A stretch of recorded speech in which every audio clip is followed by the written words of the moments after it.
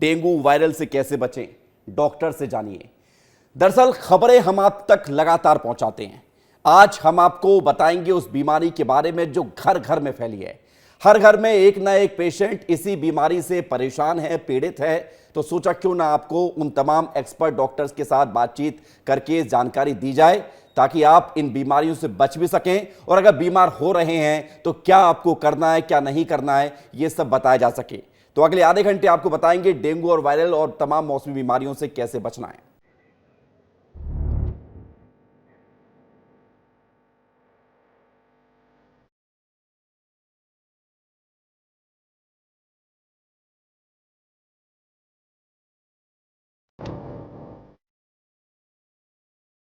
जी हाँ, तो dengue viral बहुत खतरनाक बीमारी है। वायरल तो सीजन मौसम के साथ लगातार बढ़ता रहता है, लोगों को होता है, लेकिन इन दिनों डेंगू का प्रकोप बहुत ज्यादा बढ़ रहा है। और डेंगू का डंक इस तरह का है कि अगर आप चेते नहीं समय रहते, डॉक्टर को नहीं दिखाया, सावधानी नहीं बरती, तो ये डेंगू जान भी ले लेता है। और इसलिए डेंगू को लेकर एक खास अभियान के तौर पर हम आपके सामने यहां पर मौजूद हैं, तमाम डॉक्टर्स के साथ जुड़ेंगे। लेकिन उससे पहले एक रिपोर्ट आपको दिखाते हैं, क्योंकि डेंगू, वायरल और चिकनगुनिया जैसी तमाम बीमारियां जो संक्रमित बीमारियों की श्रेणी में आती हैं, मध्य प्रदेश हो या छत्तीसगढ़, हर जगह पर पैर पसार रहा है।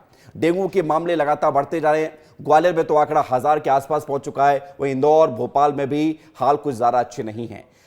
हाईकोर्ट ने भी स्वास्थ्य विभाग से अब सवाल पूछ लिए हैं कि क्या 2018 के जो आदेश थे उस पर अमल किया गया, नहीं किया गया तो क्यों नहीं किया गया। क्योंकि हाईकोर्ट ने 2018 के आदेश में डेंगू से बचाव को लेकर आदेश दिए थे, लेकिन डेंगू बढ़ रहा है, सवाल उठ रहे हैं, यह बीमारी घर घर फैल रही है। रिपोर्ट आप देखिए।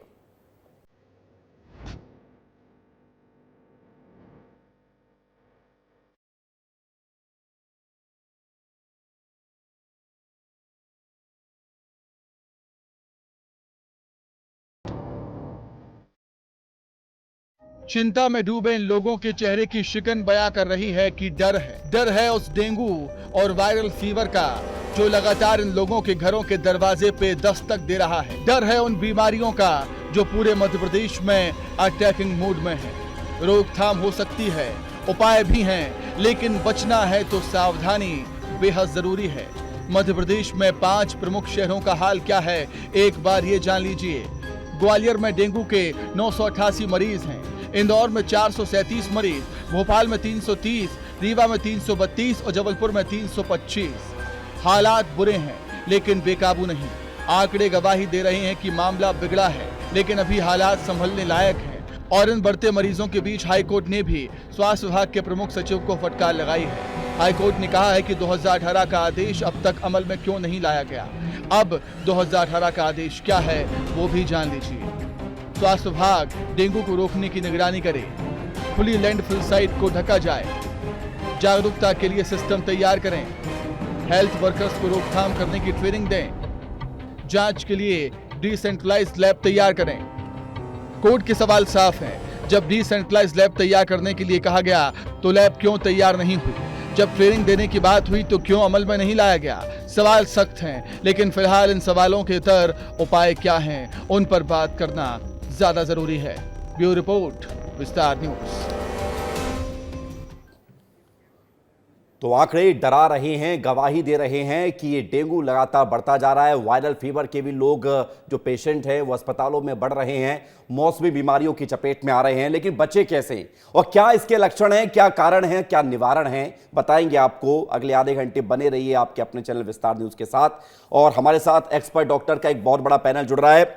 हमारे साथ इस वक्त डॉक्टर निलय मोजकर हैं, जो पीडियाट्रिशियन हैं। बच्चों को कैसे इस बीमारी से बचा कर रखना है, क्योंकि बच्चों को और बुजुर्गों को डेंगू सबसे ज्यादा प्रभावित करता है। डॉक्टर निलय जी, बहुत स्वागत है आपका। हमारे साथ डॉक्टर माधव हसानी हैं, आप डिप्टी डायरेक्टर हैं स्वास्थ्य विभाग के, इंदौर से हमारे साथ जुड़ रहे हैं। डॉक्टर माधव साहब, बहुत स्वागत है आपका, क्योंकि इंदौर में भी डेंगू बढ़ रहे हैं तो आपसे हम जानने की कोशिश करेंगे। और दीपक भी हमारे सहयोगी हैं। दीपक, आप लाइव हैं, राजधानी भोपाल से अस्पताल के बाहर मौजूद हैं, तो दीपक के साथ भी हम जुड़ेंगे, जानेंगे कि भोपाल की स्थिति कैसी है। लेकिन दीपक, आपके पास आए उससे पहले डॉक्टर माधव हसानी जी, सवाल मेरा आपसे है। सवाल यह है कि आप डिप्टी डायरेक्टर हैं स्वास्थ्य विभाग के। डेंगू के मामले जो बढ़ रहे हैं और वायरल की जो चपेट में लोग आ रहे हैं, अब इससे डर लगने लगा है, क्योंकि हर घर में बीमारियां हैं। कैसे बचें इससे?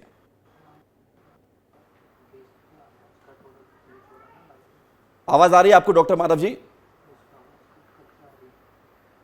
डॉक्टर माधव जी से संपर्क करेंगे, लेकिन उससे पहले दीपक आपकी तरफ आ रहे हैं। आप राजधानी भोपाल में मौजूद हैं, जरा बताइए आप किस अस्पताल के बाहर खड़े हुए हैं और क्या हाल है डेंगू या वायरल फीवर से लोगों का राजधानी भोपाल में?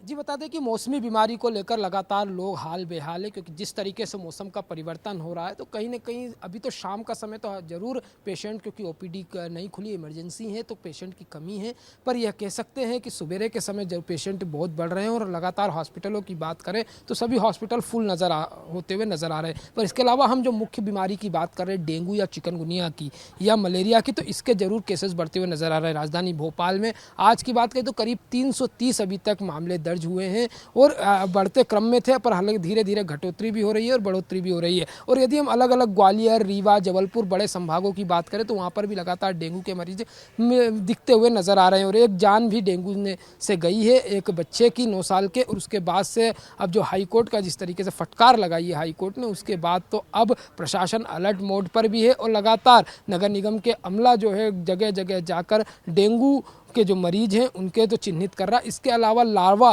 कहाँ डेंगू का पाया जा रहा है इसको भी लेकर अलर्ट है और घर घर जाकर यह लगातार नगर निगम का अमला जांच करते हुए नजर आ रहा है। जिसके यहाँ यह डेंगू मलेरिया का लार्वा पाया जा रहा है उसके ऊपर कार्रवाई की जा रही है और उन्हें कईयों को समझाइश भी दी जा रही है। तो यह कह सकते हैं कि लगातार प्रशासन की ओर से तमाम व्यवस्थाएं कर ली गई है, पर अभी जो बीमारी है उसके चलते हालात बेकाबू नहीं हुए, जिसके चलते जो हॉस्पिटल से वहाँ पर उनकी व्यवस्था स्थिति जो है वो स्थिति चिंताजनक है दीपक। और आप जो बता रहे हैं कि भोपाल में मामले कम बढ़ हो रहे हैं लेकिन बाकी शहरों का हाल ज्यादा खराब है। लौटेंगे आपके पास, आप बने रहिए। डॉक्टर निलय जी, बच्चों को लेकर थोड़ा सा जुकाम हो जाता है तो माता पिता परेशान हो जाते हैं और इन दिनों तो खांसी, जुकाम, बुखार बड़ी कॉमन बीमारी हो गई है। कैसे बचें? क्या डेंगू के लक्षण क्या होते हैं या वायरल फीवर के लक्षण क्या होते हैं, बताइए ताकि हमारे दर्शकों को समझ में आ जाए कि उन्हें क्या करना है और क्या नहीं करना है।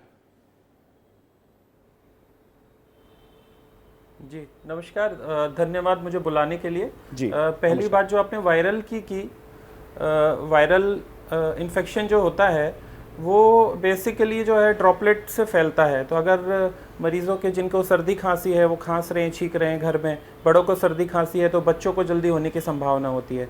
अगर हम हाथ की सफाई नहीं रखते हैं, हैंड वॉशिंग अगर हम प्रॉपर नहीं रखते हैं, बाहर जा रहे हैं और गंदे हाथों से जो है सारी जगहों को छू रहे हैं, अपने शरीर के अंगों को, चेहरे को छू रहे हैं, तो उससे भी वायरल इन्फेक्शन बहुत ज़्यादा फैलता है। इसके अलावा जो है अगर बच्चे बहुत भीड़ भरी जगहों पे जाते हैं, जैसे हम जनरली सब्ज़ी बाज़ार में जाते हैं या हम किसी ऐसे मॉल में जाते हैं जहाँ बहुत ज़्यादा भीड़ हो, तो भीड़ की वजह से भी जो है वो ड्रॉपलेट इन्फेक्शन जो है वो हवा के थ्रू वायरस जो है हमारे चेहरे में, नाक में, मुंह में जो एंटर करता है और फिर वहाँ इन्फेक्शन करता है।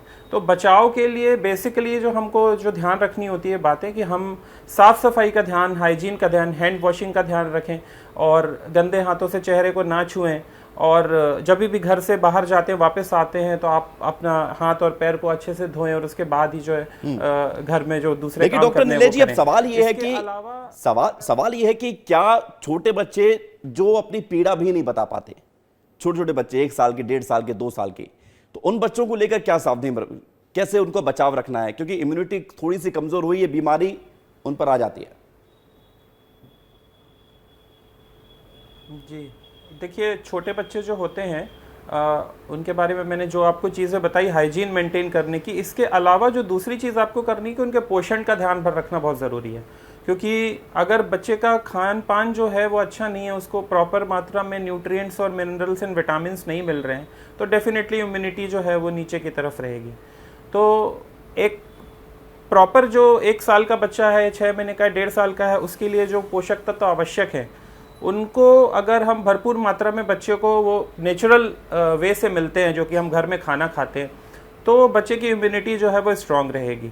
और इसके अलावा कुछ वैक्सीन्स भी होते हैं जो पैसिव इम्यूनिटी देते हैं और उसके थ्रू जो है हम फ्लू से या सीजनल वायरसेस से बच सकते हैं। ठीक है डॉक्टर साहब, लौट रहे हैं आपके पास क्योंकि आप बने रहिए, आपको लाखों लोग सुन रहे हैं और आपके माध्यम से समझने की कोशिश कर रहे हैं कि वो अपने बच्चों का कैसे ख्याल रखें।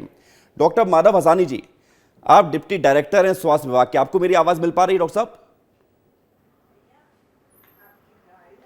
जी जी जी विवेक जी। जी, तो डॉक्टर साहब समझना ये चाहते हैं कि डेंगू वायरल जो लगातार बढ़ रहा है, प्रशासनिक स्तर पर इसकी रोकथाम के लिए क्या प्रयास किए जा रहे हैं और आप क्या सलाह देना चाहेंगे लोगों को जो इन बीमारियों की चपेट में ना आए या फिर जो आ चुके हैं उन्हें क्या करना चाहिए?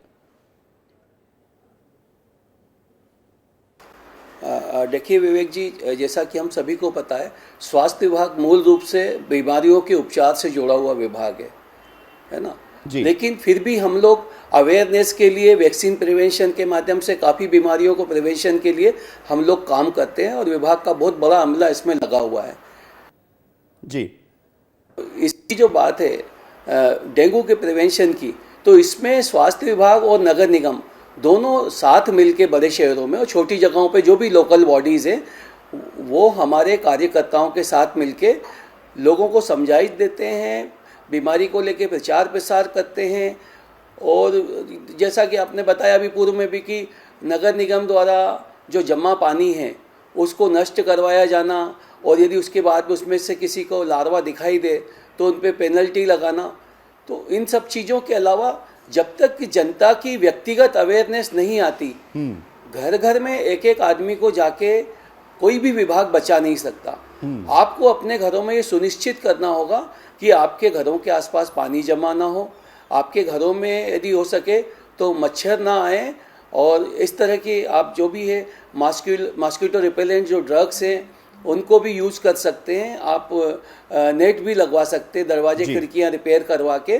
और जब भी हम घर से बाहर निकलें तो फुल स्लीव कपड़े पहन के निकलें जो थोड़े से लूज टाइप के हों, तो इससे हम लोग काफ़ी कुछ इन बीमारियों से बच सकते हैं। जी। दूसरा, जो हम लोग नगर निगम की तरफ से या स्वास्थ्य विभाग की तरफ से।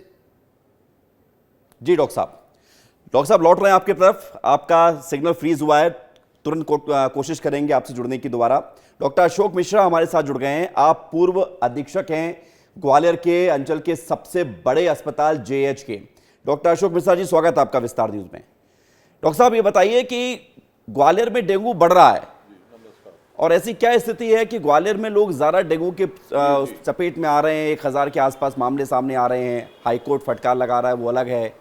क्यों बढ़ रहा है ग्वालियर में डेंगू और क्या क्या क्या करें, उपचार क्या है इसका?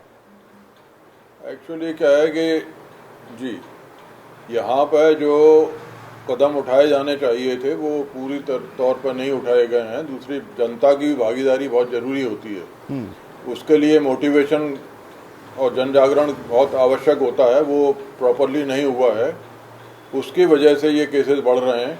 कई पॉश कॉलोनीज़ में पानी भरा हुआ है, कई लोगों के घरों में गमलों में पानी भरा हुआ है। पहले चिड़ियों के लिए पानी रखते थे, गायों के लिए पानी रखते हैं कुछ लोग, उसमें वो सफाई नहीं होती। ये कुछ ऐसे कारण हैं जिसकी वजह से बढ़ता जा रहा है जी। और ये ग्वालियर में मेरी जानकारी के हिसाब से कुछ हाई रिस्क एरियाज हैं जो हमेशा जिसमें केसेस ज़्यादा होते हैं, उनका पहले से उसमें व्यवस्थाएं की जानी चाहिए थी। तो मुझे नहीं लगता कि डॉक्टर साहब क्यों नहीं हो पा रही है? मैं आप चूंकि अधीक्षक रहे हैं जेएच अस्पताल के, ये बहुत बड़ा अस्पताल है जयरोग हॉस्पिटल ग्वालियर का, दूर दूर से लोग अपना इलाज कराने के लिए यहाँ पहुंचते हैं। हाईकोर्ट ने फटकार लगाई है कि 2018 का आदेश था, उसका पालन नहीं किया गया। तो आखिर क्या ऐसी मजबूरी है कि प्रशासन या फिर स्वास्थ्य विभाग उस पर लगाम नहीं लगा पा रहा है और बीमारियां बढ़ रही हैं? देखिए, स्वास्थ्य विभाग भी कोशिश कर रहा है और नगर निगम को इसमें सहयोग करना चाहिए। वो नगर निगम का पूरा सहयोग नहीं मिल रहा है, मुझे ऐसा लगता है। नगर निगम का ये जिम्मेदारी है कि फॉगिंग कराएं, या जो मलेरिया डिपार्टमेंट है, डेंगू भी उन्हीं के अधीन आता है जी। तो उन लोगों को मिलके एक समन्वय के साथ में काम करना चाहिए। प्रॉपर कोऑर्डिनेशन आपस में नहीं है प्रशासन में, मुझे ऐसा लगता है। ये ठीक है, लौट रहे हैं आपके पास डॉक्टर साहब, क्योंकि आप जो बात कह रहे हैं कि कोऑर्डिनेशन की कमी है और उसी कोऑर्डिनेशन की कमी के चलते हालात ग्वालियर में ये बन गए कि तकरीबन 1000 लोग डेंगू की चपेट में हैं। डॉक्टर निलय मोजरकर हमारे साथ लगातार बने हुए हैं। आप बाल रोग शिशु रोग एक्सपर्ट हैं, आप बच्चों के सेहत का ध्यान रखते हैं। डॉक्टर निलय जी, अब सवाल ये है कि डेंगू हो गया बच्चों को, क्योंकि बच्चों को, बुजुर्गों को ज़्यादा डेंगू होता है ऐसा कहा जाता है। पहले तो आप ये मिथ दूर करिए कि ऐसा सच है या नहीं है। दूसरा, डेंगू होने पर लोग तरह तरह की एडवाइस देते हैं कि पपीता के पत्ते का रस पीजिए, बकरी का दूध पीजिए, इससे डेंगू दूर होता है कि नहीं होता है? जी, देखिए, डेंगू किसी को भी हो सकता है, और डेंगू ऐसा नहीं है कि बच्चों को और बुजुर्गों को ही ज़्यादा होगा। और सबसे इम्पॉर्टेंट ये है कि अगर आपकी इम्यूनिटी वीक है और आप एक्सपोज्ड हैं, मान लीजिए आपके घर के आसपास पानी जमा है या वहाँ डेंगू के मच्छर है, लार्वा ज़्यादा है, तो आपके चांसेस बढ़ जाते हैं। एंडेमिक एरिया में आप तो आपके चांसेस बढ़ जाते हैं कि आपको डेंगू हो। तो ये तो ऐसा कोई ज़रूरी नहीं है कि बच्चों को और बुज़ुर्गों को ही ज़्यादा होगा। दूसरी चीज़ जो आपने पूछी कि डेंगू के लक्षण कैसे पहचाने हम, कैसे होता है, क्या होता है उसमें, तो जनरली डेंगू भी एक साधारण वायरल इन्फेक्शन ही है जिसमें इनिशियली आपको बुखार मिलेगा, और उसके अलावा जो है आपको किसी भी प्रकार के सिम्टम्स मिल सकते हैं, क्योंकि आजकल बहुत मिक्स सिम्टम्स होते हैं। साथ में हो सकता है कि थोड़ी बहुत हल्की फुल्की सर्दी खांसी हो सकता है कि हल्का सा पेट दुखता हो, या कोई और हल्की फुल्की सिर दुखने की समस्या है, या आंखों के पीछे की तरफ जो दर्द होता है उसकी समस्या है, पेरी ऑर्बिटल पेन बोलते हैं जिसको। तो इस तरीके की जनरल सिम्टम्स आते हैं। और अगर आपको ऐसा महसूस होता है कि पेट बहुत ज़्यादा दुख रहा है या कहीं पे शरीर में चट्टे आ रहे हैं, लगातार उल्टियाँ हो रही हैं, तो ये फिर गंभीर लक्षणों में इसको शामिल किया जाता है, और इसके लिए फिर आपको डॉक्टर के पास तुरंत जाना होता है। लेकिन डॉक्टर साहब, वो पपीता के पत्ते और उसका बकरी के दूध का क्या करना है? जरूरी है लोगों को कि इससे घबराने की जरूरत नहीं है। आपको इलाज के लिए जो है पानी की मात्रा जो है अपनी बढ़ा देनी है पीने की। इसके अलावा कोई और स्पेशल दवाइयां जो हैं डेंगू के लिए लेने की जरूरत नहीं होती है। बुखार अगर आता है तो आप पैरासीटामोल का उपयोग करते हैं और पानी की मात्रा बढ़ा देते हैं, जिससे खून में जो है सर्कुलेशन जो है बढ़ जाता है पानी की मात्रा अधिक होने से, और उससे कुछ दिनों में जो है डेंगू का वायरस स्वयं ही शरीर छोड़ के चला जाता है। ठीक है डॉक्टर साहब, लौट रहे हैं आपके पास। बहुत अच्छी आप महत्वपूर्ण बात बता रहे हैं कि कैसे बचाव रखना है और क्या क्या किया जाता है डेंगू होने पर। डॉक्टर माधव जी, अब सवाल ये है कि जो जिक्र डॉक्टर साहब कर रहे हैं कि आप पानी पीजिए, दवाई ज़्यादा नहीं है, बुखार आने पर दवाई लीजिए, लेकिन लोग तो तरह तरह के टोटके भी करते हैं और अपने मन से इलाज करते हैं, गूगल खोज लेते हैं और उसके बाद जो गूगल पे आ जाता है उसको करना शुरू कर देते हैं। कोई लोग गिलों का पानी पीते हैं, कोई पपीते का पत्ते का रस पीते हैं। क्या ये कारगर है? करना चाहिए ये?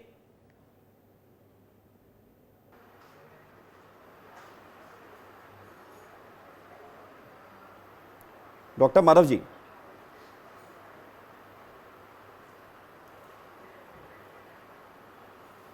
डॉक्टर माधव जी से दोबारा कोशिश करेंगे जुड़ने के लिए। यही सवाल मेरा डॉक्टर अशोक जी आपसे है कि इस तरह के टोने टोटके या फिर ये जो आयुर्वेदिक के नाम पर उपचार किए जाते हैं कि बकरी का दूध या फिर पपीते का पत्तों का रस या कुछ और, क्या इससे डेंगू दूर हो सकता है? देखिए, डेंगू तो दूर नहीं हो सकता है इससे। ये एक, मैं आयुर्वेद का ज्ञाता नहीं हूँ वैसे तो, मैं आपको ये बता दूँ, मुझे एलोपैथिक के बारे में जानकारी है। बिना इलाज के, ये लक्षणों के आधार पर डेंगू में इलाज किया जाता है और झाड़ फूक किसी तरह की कोई इसमें कोई काम नहीं करती है, स्थिति और बिगड़ती है। अपने मर्जी से कुछ लोग इलाज करने लगते हैं, वो भी भयावह स्थिति में पहुंच जाते हैं और उसके बाद वो चिकित्सक से संपर्क करते हैं, तब तक स्थितियां बहुत ज़्यादा खराब हो चुकी होती हैं। तो लोगों को इस बारे में जागरूकता होना चाहिए। अगर उनको दूध पीने से फायदा ऐसा कहते हैं तो दूध पीने से नुकसान नहीं है उनको। दूध तो उनको एनर्जी देगा। नहीं, प्लेटलेट कम हो जाता है, उससे बढ़ाने की बात की जाती है। का कोई एविडेंस मेरी जानकारी में नहीं है। लेकिन डॉक्टर साहब, एक सवाल ये भी है कि बचाव के लिए एक्चुअली क्या है, जो जानकारियां हैं। जी जी जी, अपनी बात कीजिए प्लीज। बचाव के बारे में बात करें तो सबसे पहले, हेलो, जी जी जी, आपकी आवाज आ रही है, बोलिए डॉक्टर साहब।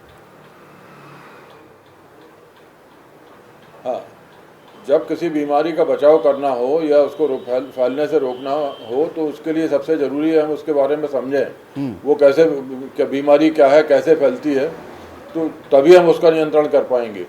ये डे बाइटर होता है जो डेंगू का मच्छर है, एडिस इजिप्टाई, और पैरों में अक्सर काटता है। तो हमें एक तो फुल आस्तीन के सारी शर्ट पहने या कुर्ता जो भी पहनते हैं पूरा वहाँ का पहने।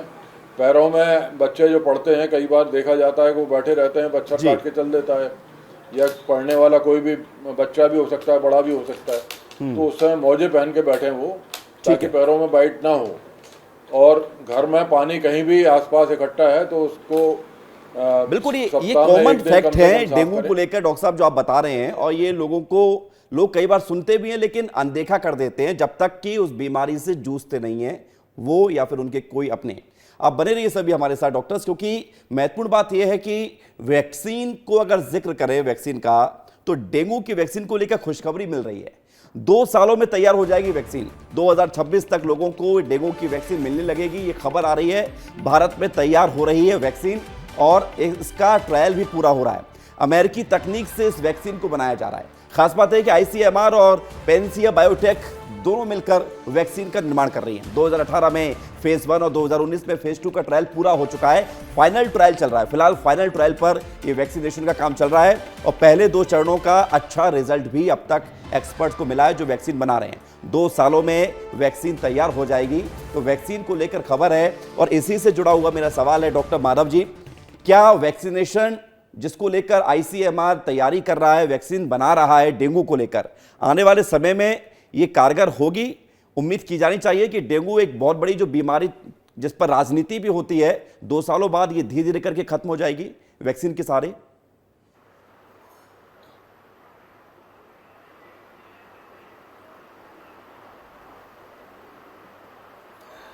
जी विवेक जी, जैसा कि आपने खुद ही इसका जवाब भी दे दिया है, जब भी वैक्सीन आते हैं तो कोई भी दवाइयाँ एलोपैथिक में आती हैं तो काफ़ी लंबे ट्रायल के बाद मार्केट में आती हैं और जब ये देख लिया जाता है निश्चित रूप से कि वो फ़ायदेमंद हैं तभी उनको मार्केट किया जाता है। और जब कोई चीज़ें मार्केट में आती है उसके बाद गवर्नमेंट उनको अपने नेशनल इम्यूनाइजेशन प्रोग्राम में लेके और एक पर्टिकुलर एज ग्रुप के साथ धीरे धीरे चालू करती है। उसकी कहाँ ज़रूरत ज़्यादा है उसके हिसाब से नीतियाँ बनती हैं और उसके साथ में वैक्सीन का हम लोग वितरण चालू करते हैं, उसका वैक्सीनेशन का काम प्रोग्राम हम लोग चालू करते हैं। तो निश्चित रूप से मुझे लगता है कि हम अगले 1 से 2 वर्षों के बीच में ऐसी स्थिति में आ जाएंगे जब हम लोगों को वैक्सीन के कारण डेंगू से बचाव की सुविधा उपलब्ध होगी। जी, बहुत अच्छी बात आप बता रहे हैं। इसका मतलब ये है कि 2 साल तक तो कम से कम डेंगू परेशान कर सकता है, लेकिन उसके बाद जब वैक्सीनेशन आ जाएगा तो उम्मीद की जानी चाहिए कि डेंगू से छुटकारा मिलना शुरू हो जाएगा। अब जरा बात करते हैं मध्य प्रदेश के वो टॉप 5 शहर, वो कौन से हैं? डॉक्टर साहब बने रहिए। देखिए आप टॉप 5 शहरों का हाल क्या है। मैं इधर आ जाता हूं। ग्वालियर में 988 मरीज हैं, इंदौर में 437 मरीज हैं, इसके अलावा भोपाल बढ़ी है तो 330 मरीज हैं, रीवा में बढ़ी है तो 332 मरीज हैं, रीवा से आप आगे बढ़ेंगे जबलपुर तो 325 मरीज हैं। ये हाल है मध्य प्रदेश के वो 5 बड़े शहर जहां पर डेंगू फैल रहा है, जिसको लेकर हम लगातार चर्चा कर रहे हैं। और डॉक्टर निलय मोजरकर की हमारे साथ लगातार बने हुए हैं रायपुर से। डॉक्टर निलय, आप ये बताइए कि डेंगू को लेकर हमने बहुत बात कर ली, अब जरा वायरल को लेकर बात कर लेते हैं। इन दिनों तो हमने ये भी सुना है कि एक वायरल ऐसा आया है जिसमें प्लेटलेट काउंट कम हो जाते हैं, यानी कि उसके लक्षण डेंगू जैसे हैं लेकिन होता वो वायरल है। क्या ये सही है? जी, देखिए क्या है, ये ऐसा नहीं है कि ये इन दिनों ही आया हुआ है ये वायरल। जी। कोई भी वायरल इन्फेक्शन जो है वो प्लेटलेट जो है कम कर सकता है। और इवन जो सर्दी खांसी बुखार के जो वायरस होते हैं वो भी हल्का फुल्का प्लेटलेट को कम कर सकते हैं। इसके अलावा डेंगू के जैसे और बहुत सारे वायरसेस होते हैं जिनके लक्षण डेंगू की तरह ही होते हैं, यानी कि बुखार आता है, चट्टे पड़ते हैं, उल्टियाँ हो सकती हैं, पेट दुख सकता है।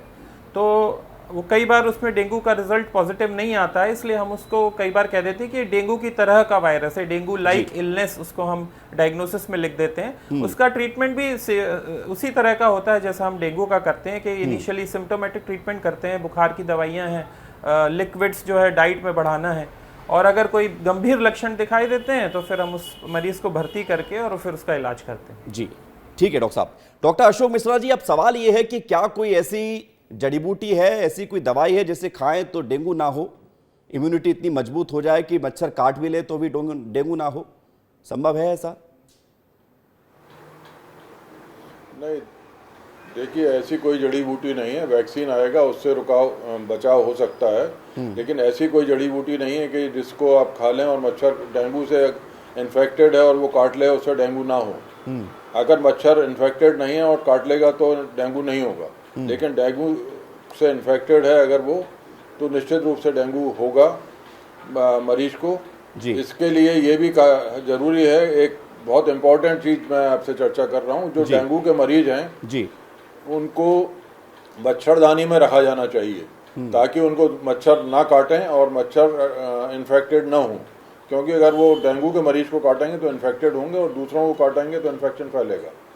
तो इसमें हमें डॉक्टर्स को और जो पैरामेडिकल स्टाफ है उसको ध्यान रखना चाहिए, या घर के जो लोग हैं जो भर्ती करके नहीं इलाज करा रहे हैं, घर में ही इलाज करा रहे हैं, क्योंकि डेंगू भी दो तरह से होता है, एक हिमरेजिक होता है और एक नॉन हिमरेजिक यानी सिंपल फीवर होता है। जो हिमरेजिक होता है वो गंभीर होता है, उसमें परेशानी आती है, उसमें अक्सर भर्ती किया जाता है जी। नॉन हिमरेजिक में भी इन्फेक्शन होता है डेंगू का, लेकिन वो सिंपल फीवर होता है, सिम्टोमेटिक ट्रीटमेंट से उसको वैसे भी ठीक किया जा सकता है। तो ये सब चीज़ें, कोई भी दवा या कोई भी बिना चिकित्सक की सलाह के ना लें, ये मेरी अपील है सभी से। और इसमें मच्छर को काटने से कैसे रोकें, हम इस बात पर। लेकिन डॉक्टर साहब एक सवाल ये भी है कि सिर्फ डेंगू और वायरल नहीं, चिकनगुनिया भी परेशान कर रहा है लोगों को। ये कोई अलग अलग बीमारियां चल रही हैं, कोई लगड़ा बुखार भी बोलता है, मतलब अलग तरह की बीमारियां भी चल रही हैं। जरा इसके बारे में बताइए ना, लोग क्या इसको कैसे समझें, कैसे अलग अलग कैटेगराइज करें कि कौन सी बीमारी उसको हो सकती है, लक्षण क्या क्या है? देखिए, लक्षण जो है वायरल के लगभग एक से हैं, डेंगू में भी लक्षण उस तरह के मिलते हैं। कई बीमारियां एकदम क्लासिकल नहीं हैं आजकल, उसमें कई लक्षण इस तरह के होते हैं जो कंफ्यूजिंग होते हैं। इसमें बेस्ट तरीका ये है कि आप क्वालिफाइड डॉक्टर से संपर्क करें, वो आपकी जांच करेगा और ज़रूरी होगा तो वो जांच इन्वेस्टिगेशन करा के आपका प्रॉपर ट्रीटमेंट देगा, लेकिन डॉक्टर क्वालिफाइड हो, नीम हकीम नहीं हो। क्वालिफाइड से मतलब क्या है डॉक्टर साहब? MBBS चलेंगे या MBBS से ऊपर MD या MS लेवल के डॉक्टर होने चाहिए? किसको दिखाएं? मिनिमम MBBS तो होना ही चाहिए, कम से कम MBBS हो। ठीक है। अब डॉक्टर माधव जी, अब सवाल ये है कि एंटीबायोटिक्स का लोग इस्तेमाल कर लेते हैं। आमतौर पर वायरल होता है या कुछ भी ऐसा बुखार लगता है तो एक एंटीबायोटिक लेते हैं, खासतौर से एजिथ्रोमाइसिन, उसको इस्तेमाल कर लेते हैं। हम लोग भी कई बार इस्तेमाल कर लेते हैं, उसका ठीक भी हो जाते हैं। लेकिन डेंगू में कहा जाता है कि अगर कोई एंटीबायोटिक्स खा ली तो और ज़्यादा दिक्कत पैदा हो सकती है। इसको लेकर जरा भ्रम दूर कर दीजिए।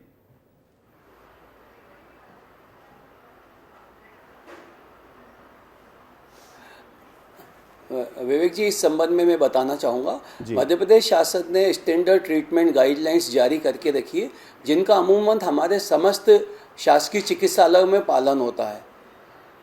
तो वहाँ पे हम लोगों का एक एंटीबायोटिक्स को रेजिस्टेंस को लेके एक बड़ा प्रोग्राम चल रहा है और अनावश्यक एंटीबायोटिक्स ना लिखे जाएं, इसको लेके लगातार प्रिस्क्रिप्शन की मॉनिटरिंग तक हो रही है। हम लोगों के जो लक्ष्य हैं या एनक्वास की जो हमारे क्वालिटी के प्रोग्राम्स चल रहे हैं, वहाँ पे हम लोग डॉक्टरों के प्रिस्क्रिप्शन की मॉनिटरिंग भी कर रहे हैं कि कहीं भी बिना एविडेंस के एंटीबायोटिक्स यूज ना किए जाएं।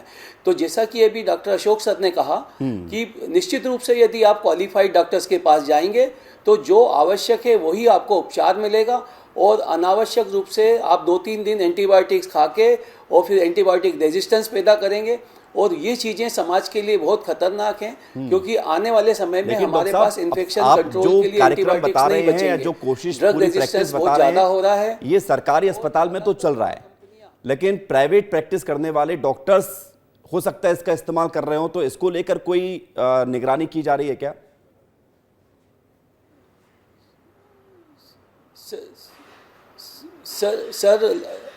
सर लगातार जो हमारे जो क्लिनिकल इस्टेब्लिशमेंट एक्ट है, लगातार हम लोग इस चीज़ की निगरानी करते हैं कि डिग्रियां क्या है, और लगातार उनके अस्पतालों के निरीक्षण होते हैं, और जो भी स्पेशलिटी एसोसिएशंस हैं वहाँ भी हमारे जो जिला चिकित्सा अधिकारी हैं, मेडिकल कॉलेज के डीन हैं या अस्पतालों के अधीक्षक हैं, वो लगातार जाते हैं, और स्पेशलिटी एसोसिएशन की बैठकों में हमारी जो भी शासकीय योजनाएं चल रही है, चाहे वो स्टैंडर्ड ट्रीटमेंट, अच्छी बात है डॉक्टर साहब, अच्छी बात है, और ये निगरानी बहुत जरूरी भी है, क्योंकि कई बार ऐसा होता है कि बीमारी पकड़ते पकड़ते देरी हो जाती है, तब तक जो दवाइयां मन में आती है वो देरी जाती है, उससे और मर्ज बिगड़ जाता है।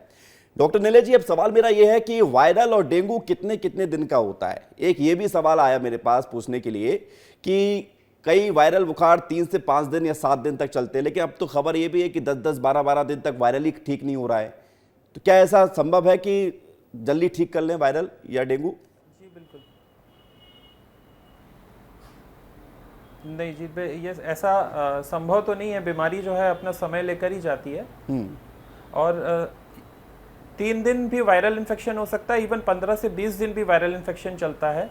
लेकिन इसमें ये समझना ज़रूरी होता है कि आप जब क्वालिफाइड डॉक्टर को दिखाते हैं और वो आपको समझाता है कि ये वायरल इन्फेक्शन है और इसमें थोड़ा सा समय लगेगा और समय समय पर जो है आप जांच कराते रहें, डॉक्टर के पास आते रहें, सिम्टोमेटिक ट्रीटमेंट लेते रहें, तो उससे जो है वो प्रॉब्लम जो है वो ठीक हो जाती है। स्पेशली जो है मेरी अपील रहेगी कि आप लोग एंटीबायोटिक्स जो है इवन वायरल इन्फेक्शन में भी एंटीबायोटिक्स जो है वो ना लें, क्योंकि एंटीबायोटिक जो है वो बैक्टीरिया को मारने के लिए होती है, वायरसेस को मारने के लिए नहीं होती है। और आने वाले दिनों में रेजिस्टेंस बढ़ता जाएगा तो ये जो एंटीबायोटिक्स हैं बाद में हम उपयोग नहीं कर पाएंगे। जी। डेंगू की अगर बात करें तो डेंगू में भी लगभग जो है ना 7 से 10 दिन का पीरियड होता है जी। और अगर गंभीर लक्षण मिलते हैं तभी ये समस्या थोड़े लंबे समय तक चलती है। अदरवाइज जो नॉर्मल जो डेंगू है, जो साधारण बुखार वाला डेंगू होता है, वो 5 से 7 दिन में ठीक हो जाता है। बहुत बहुत शुक्रिया डॉक्टर निलय जी, डॉक्टर माधव जी, डॉक्टर अशोक जी हमारे साथ जुड़ने के लिए। आपने डेंगू, वायरल और मौसमी बीमारियों को लेकर जो जानकारी दी है ये महत्वपूर्ण है। बहुत बहुत धन्यवाद आपका विस्तार न्यूज पर आने के लिए। और आपने इन बीमारियों को लेकर जो महत्वपूर्ण जानकारी दी है निश्चित तौर पर आपके लिए काम आने वाली, क्योंकि इन दिनों हर घर में एक एक रोगी आपको मिल ही रहा है। लेकिन आपको सतर्क रहने की जरूरत है, इम्यूनिटी मजबूत करें, इसको लेकर आप अच्छा खान पीन करें, बाहर का खाना ना खाएं, लेकिन इसके साथ साथ अपना ध्यान जरूर रखें। डॉक्टर बनने की कोशिश ना करें। बीमारी हो रही है तो डॉक्टर के पास जाइए। जैसा डॉक्टर साहब कह रहे थे कि एमबीबीएस कम से कम डॉक्टर अगर हो तो ज्यादा बेहतर है।